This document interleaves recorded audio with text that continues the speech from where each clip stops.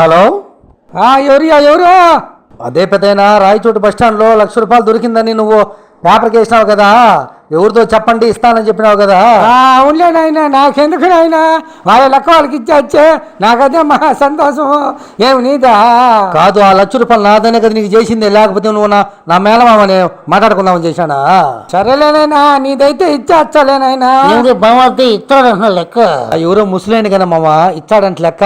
పండగ జల్సా చేసుకుందామని ఈ సంవత్సరం. కూడా తిక్కలా కొడుకున్నట్టున్నారు. రే నాకు కూడా ఒక 50,000 ఇదా. ఏంది నీకు ఇచ్చేది? నా గోసిపోతా కాదు, ఇంత కష్టపడి ఫోన్ మాట్లాడేది నీకు ఇచ్చేదానికే. హలో పెద్దయినా, ఆ కట్లని జాగ్రత్తగా పెట్టి ఒక నోటు కూడా దిగాకు. అంతకాలంటే మా అకౌంట్ లెక్కించినాక నీకు అంతా ఇంత ఇచ్చాంలే. అట్నే ఒక్క నోటు కూడా తీయలేదు నాయన. కాదు, ₹100 కట్లు, ₹10 కట్లు, ₹100 కట్లు, ₹200 కట్లు, అనించి ₹500 కట్లు, అనించి ₹2,000 కూడా కట్లు, అన్ని కట్లే ఉన్నాయి. నేనేలే పెద్దయినా, రాయచోటు నుంచి రాజంపేటకు వస్తా. నేను అన్ని ఇంటికాడనే అన్ని కట్లన్నీ సపరేట్ చేసి పెట్టినా. ₹10 కట్లు, ₹100 కట్లు, ₹2,000 కట్లు. జాగ్రత్తగా పెట్టు, కరెక్ట్గా చెప్పినావు. సరేగానే నాయన, 2 ప్రశ్నలు వేచ్చా, కొన్ని సమాధానం చెప్పినాయినా. నాకెందుకో ఒకరావు అనుమానంగా ఉండాలి. కాదు పెద్దయినా, లెక్క మాదన్నాము. ఇన్ని మాట్లాడిన తర్వాత మళ్ళీ ప్రశ్నలు వేస్తానంటే ఏంటి బల్లో పాఠాలు చెప్తున్నా నాకు నువ్వా? కాదు నాయన, చిన్న ప్రశ్నలేనాయనా, నీ లెక్క నీకు ఇచ్చాలేనాయనా. సరే బినిపిని అడుగు, లెక్క జాగ్రత్త. సరేలేగానే, ₹2,000 నోటు ఏ కలర్లో ఉంటా చెప్పు, నీదైతే లెక్క. కాదు, మా లెక్క మాకు తెలీదా? మేమంతా ఎరునా కొడకలమా? ₹2,000 రోజ్ కలర్లో ఉంటుంది లైట్ గా. ఏమంత తిక్కనా కొడుకు నేనా? కరెక్టేలే నాయన, ఈ లెక్క నీదేలే. ₹2,000 కట్లు కూడా కరెక్ట్గా చెప్పినావు. రోజ్ కలర్లోనే ఉన్నాయి ₹2,000 నోట్లు. సరేలేగానే, ₹500 నోటు ఏ కలర్లో ఉన్నది చెప్పు, నీ లెక్క అయితే. ఏంది పెద్దయినా, మా లెక్క మాకు తెలీదా?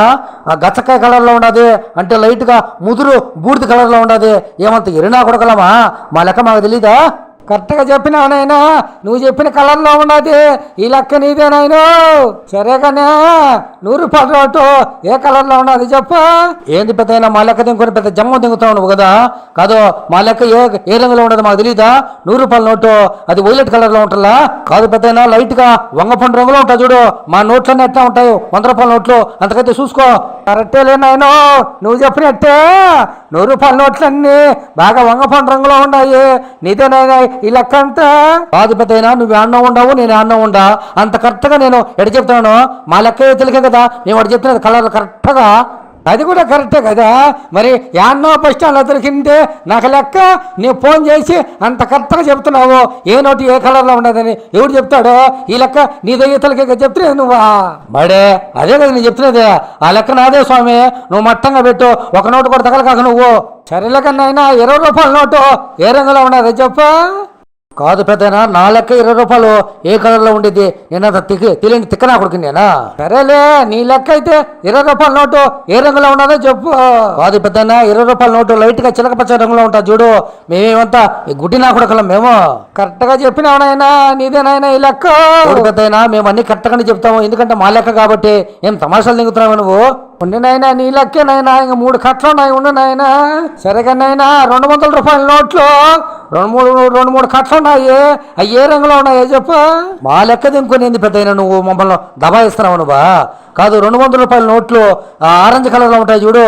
నాయన కరెక్ట్గా చెప్పినావు నాయన, ఈ 200 కట్లు కూడా నీయే నాయన, బంగారు నాయన. ఈ లెక్క నాకెందుకు నాయన, నీ లెక్క నీకు ఇచ్చా నాయన. సరేలే, అవన్నీ మూట జాగ్రత్తగా పెట్టుకోండు.